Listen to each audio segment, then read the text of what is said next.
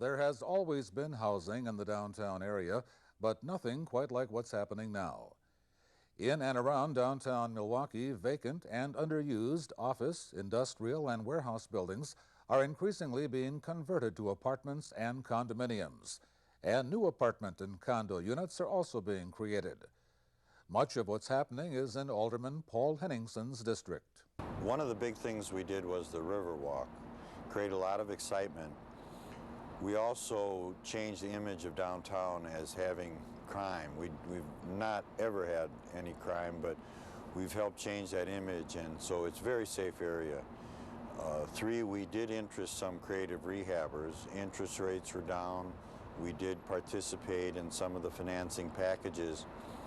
The younger professional is perhaps doubling up in a unit, and they enjoy walking to the sports events and cultural events and the restaurants.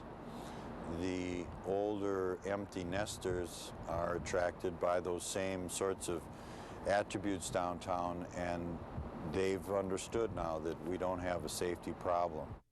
Over 1,000 new housing units are either under development or recently completed in Milwaukee's downtown area. Most are former warehouses and commercial properties. About 250 of them are located along what's become a magnet for development, the Milwaukee Riverwalk system. We have a mix of units. We have large condos with river views. We have smaller rentals.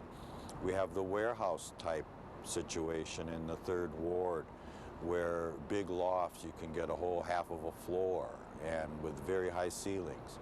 These are types of housing that you don't find available in the suburbs, and we've been also actively promoting in the last number of years, much better than we did. I would think also one of the reasons you have to mention is we have available buildings that the use in this day and age cannot be the original use. Here are some specific examples. The long-abandoned Gimbel's Warehouse on Commerce Street has a new life as Brewers Point Apartments.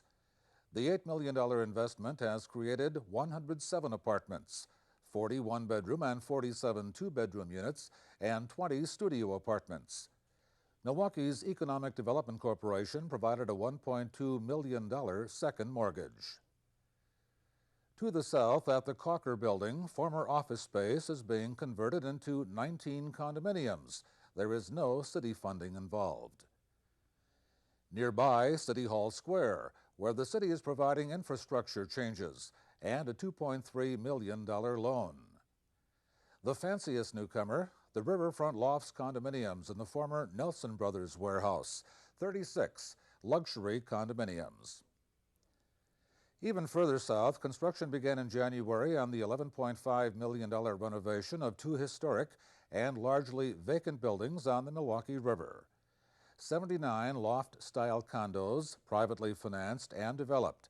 The city will help provide riverwalks for the 2 buildings. Elsewhere, the owners of these 2 adjoining historic commercial buildings in the 700 block of North Milwaukee Street are renovating the 2nd and 3rd floors into 10 one- and two-bedroom apartments. The ground floor will remain commercial space. The city approved a $350,000 loan as part of the $1 million project.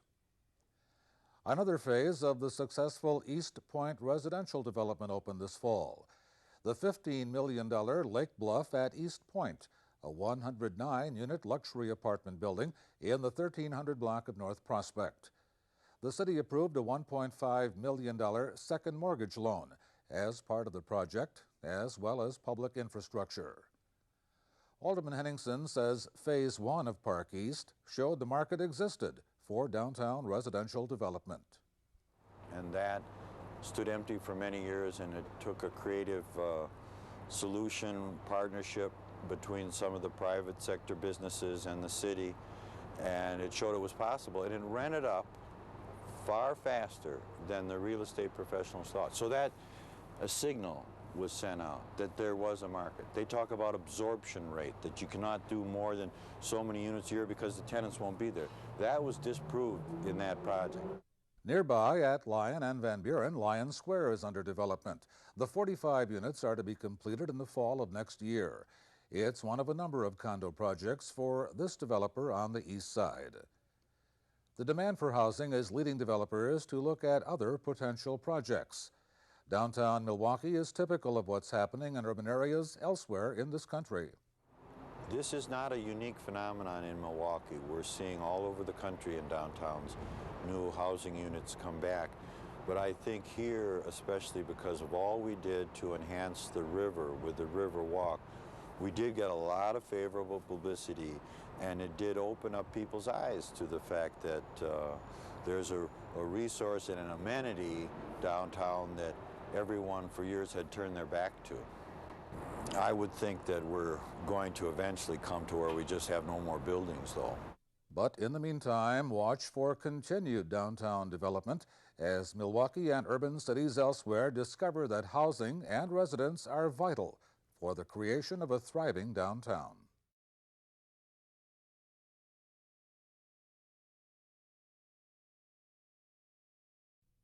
The committee is going to be doing findings of fact and conclusions of law, recommending a 60-day suspension of this license based upon the revocation complaint. They will take this matter up at the full Common Council.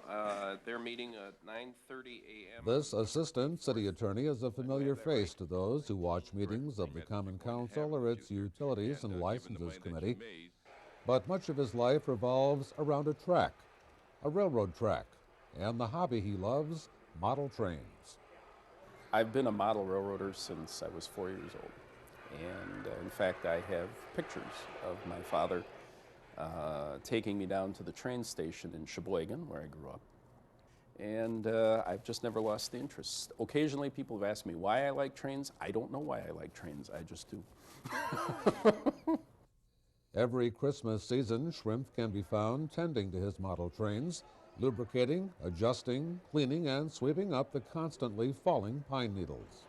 Occasionally, especially after the tree has been up for a couple of weeks, some of the branches settle a bit, and if there's a heavy ornament on that particular branch, the ornament may fall off and onto the tracks and cause a derailment. And frankly, that's probably the biggest single problem that I have. These models are a 35 gauge, made in the USA version of trains which originated in Germany. Bruce bought the first set for his wife, who had wanted a train since she was a child. He continued to add to the collection, and about 10 years ago brought one set and one track to City Hall. Everybody sort of fell in love with it, and it just kind of grew from there. The next year we added another line and more trains, and then there were other employees in City Hall that revealed they had these kinds of trains, and so they would want to run them. And so now there's this little group of people that gets together each year, and we run trains for the benefit of the public under the City Hall tree, and it's really a lot of fun for us. You're the chief engineer? I guess I'm the chief engineer because I'm the guy that owns the track. So if you're the guy that owns the track, you sort of call the shot. But actually, I have two outfits. I have a conductor's uniform and I have an engineer's outfit. And I do bring that to work. And some days you will see me down there if I don't have to go down to the Common Council or I know I don't have to go to court that day or whatever. I'm not shy about wearing those outfits and going down there and dealing with the trains, and I think that adds a little bit to the whole ambiance of the thing and gives it more of a fun atmosphere. The fun of it is setting it up and watching it run, and it is just the neatest thing in the world to come down at lunchtime or during one of my breaks and to check the trains to see how they're doing, and to watch all the people gathered around the tree and watching the trains. And it sort of reminds me of when I was a child, and I would go to department stores and watch the trains run at Gimbel's or Boston Store. In Sheboygan, we had Prangies. And it was just wonderful to be able to watch those displays. And I see very much of that still very much alive in today's children and today's adults. Schrimpf tries to run trains with some connection to the area, like the Milwaukee Road, Chicago and Northwestern, in Alice Chalmers' freight car. This year he's added a colorful Christmas train to his collection and the holiday display. They had a marvelous discount on this particular train, and I just couldn't pass it by. What this does, when it's actually operating on the tracks, there's numerous lights, they blink, and there's lots of action with it. All of the cars have lights. Some of them blink, some of them stay on steadily. It's a very attractive thing, and it has a sound system. Santa is saying ho, ho, ho, and there's a bell and there's a whistle on the locomotive, and I think the children will particularly enjoy it. How large has your collection grown now? There's over 600 locomotives, several thousand cars, probably 200 or 300 operating accessories of various sorts, and that doesn't count buildings, trees, scenic items that are just sort of there that you acquire. The trains will be running on schedule until the first week of January and probably for many years to come. Bruce doesn't see any change in his enthusiasm for the holiday display, his chance to give something back to the people of Milwaukee.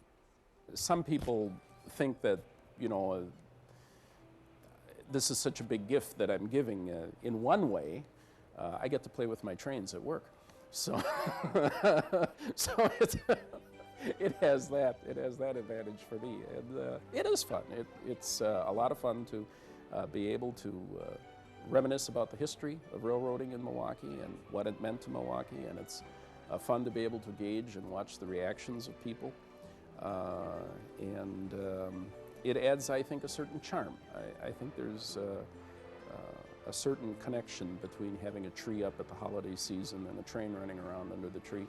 I think many people just sort of relate to that. It's warm, and it's a harkening back to when they were younger and happy Christmas mornings and that sort of thing. So hopefully I can do it for a long time yet to come.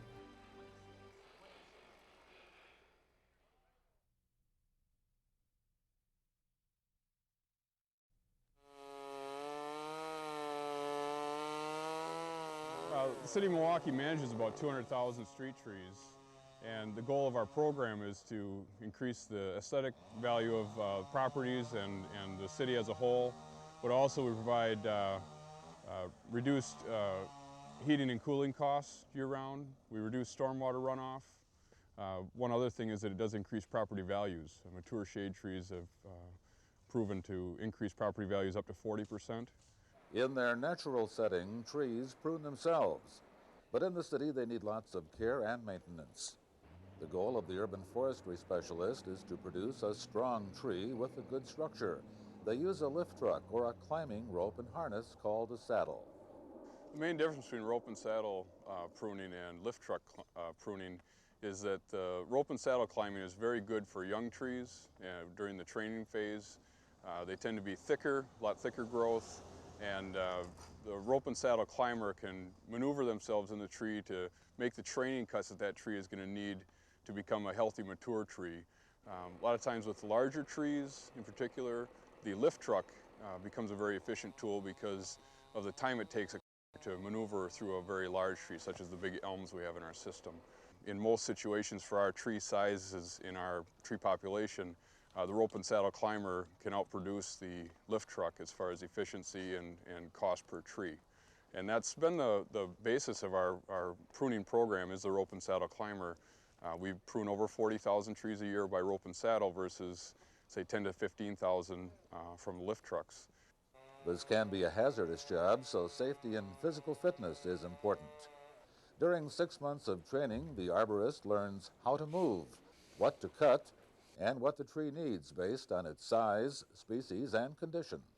We have it mapped out on a large map, and in each district we go through quarter sections and we do a cycle prune. We do a 3-year and a 6-year cycle. Trees that are greater than 12 inches in diameter are pruned every 6 years on a regular cycle, and trees less than 12 inches in diameter are pruned every 3 years. The thought process behind that being that, of course, younger trees, just like younger children, are going to grow a lot faster than a mature adult. Okay, so these trees that are less than 12 inches in diameter, we're training those trees, and the thought behind that is if you train them correctly when they're smaller trees, as they become more mature trees, they will need less maintenance. Whenever you go up to a tree to determine what you're going to prune out of the tree, the first thing you want to do is determine the species of the tree, of course the size of the tree and the age of the tree, any unforeseen hazards that may be present, things that you need to be aware of, such as overhead power lines, Also just the condition of the tree. There's a lot of silent factors out there. One of the things being recent sidewalk construction or curb construction are going to be things that are going to indicate that yes, this tree is under a lot of stress. So how much can I take out of the tree without doing harm to the tree, and yet still maintaining the clearances that we need to get from signs, the sidewalk clearance, the street clearance, clearance from houses, light poles, things like that. Range of responses and everything, I give it what I call the 1/3 rule, and that is that 1/3 of the people when you're out working are going to come by and tell you what a wonderful job you're doing, and they're really pleased. 1/3 of the people are going to say, what are you doing to my tree? You're tearing things up, just because they don't understand what we're doing. And then 1/3 of the people really don't take much notice of them at all. And the city of Milwaukee is nationally and internationally renowned as having one of the best urban forestry programs in the nation, if not the world. So for me personally, I take a lot of pride in my work, as do most of the people that do this kind of job. Pruning helps train trees to grow properly, helps ensure healthy trees that can resist storm damage. Arborists are told to think like a tree. Trying to grow it in your head so that we can avoid some of these branch angles and branch crotches and tough spots structurally for the tree that when they're small aren't a big deal, but when they're large and we want this tree to be a healthy, mature tree giving us all the benefits it should, that it doesn't blow apart in a storm. Tree trimming takes place throughout the year, but the busiest period is November through March, when the forestry specialists aren't working on boulevards or other seasonal projects, and nothing is wasted. Well, we chip all the branches that we can, and those chips go to our facilities, and we use those for mulching in the newly planted trees in residential areas, and we also use an awful lot of them on our boulevard systems. You think about it, it's really fertilizer you're putting down there. It's just a very slow release. And we also have them available to the citizens of Milwaukee at our self-help stations on the north side and south side.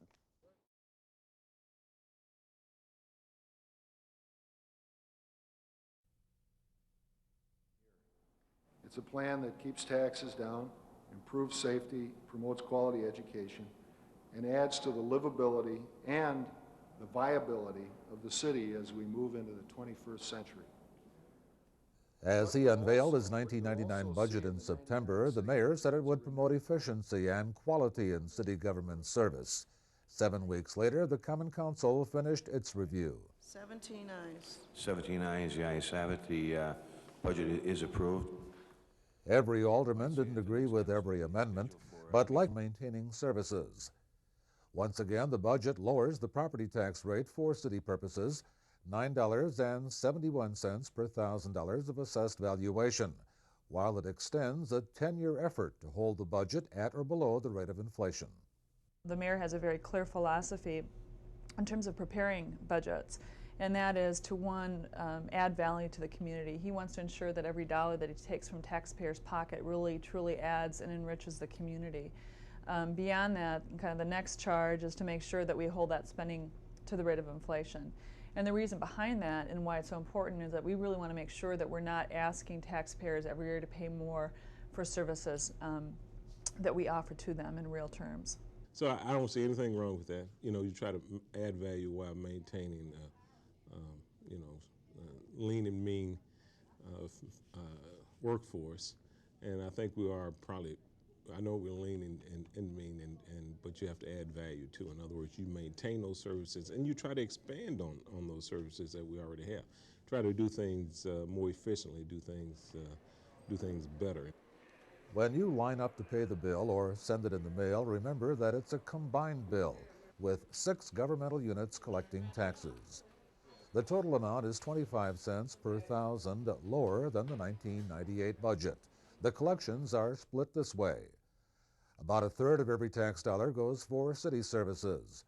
Milwaukee Public Schools take another 1/3, Milwaukee County 19 cents, with the remainder going to MATC, the Sewerage District, and a state forestry tax. The primary concerns of my constituents, as they are throughout the city, are probably crime related and just general city services as far as maintenance of streets, snow plowing, garbage pickup, that kind of thing. So I believe those things will be maintained based on what we did in the budget. But The but, says Alderman Pratt, is that many aldermen fear it will become even more difficult in the future to maintain services with the hiring freeze and what he says is already a bare-bones budget.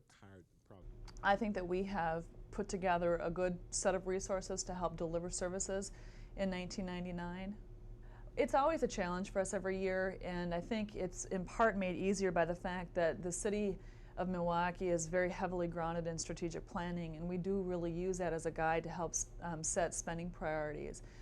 Most city property taxpayers will see an increase in the 1999 bill because this was a reassessment year. Assessments vary by area with a citywide average of 7.7%. Some examples. This home on North Wheel has a tax rate this year for city purposes of $425, up $44 with the higher assessment. On the south side, this home on 51st Street will see a slight increase in the rate for city purposes, up almost $11. On the east side, the reassessment on this Murray Avenue home will result in a property tax for city purposes that is up $121. And on the near west side, this home on Washington Boulevard will see an increase of $37 in the city portion of the bill. We saw a very healthy increase in assessments this year. That's a good thing for our taxpayers. It's, you can look at their house as an investment, something in many cases as the primary investment that a homeowner or an individual property holder will make during his or her lifetime. And it's a good thing to see that asset appreciate. And essentially that's what's happening when we look at assessed valuations. The property taxes you pay are only a small portion of the amount of money required to run the city. 45% of the revenue comes in the form of state aids. Residential property taxes bring in 13%, another 10% from the commercial property tax. Other grants and aids bring in 9% of city income, and 2% comes from the Tax Stabilization Fund. Where does it go? Public safety gets the most, 41% of your tax dollar. 29% goes to public works. General government services need 11% of the tax dollar, neighborhoods and development 10%, health 5%, and culture and recreation 4%. Milwaukee's tax rate, once among the highest in the county, now ranks 17th, an important number for the city's economic growth. And if in fact that makes a difference to prospective employers who are thinking of locating or relocating to the city of Milwaukee, is positive. If you look again back at location decisions, when people are trying to figure out, now where should I come to live in the community of Milwaukee County, and where should I locate to do business, those are things that people look at. It's an economic choice that people make as to how they want to spend their money. So for us, it's advantageous to ensure that we offer a very competitive tax package at the local level with our surrounding 19 municipalities.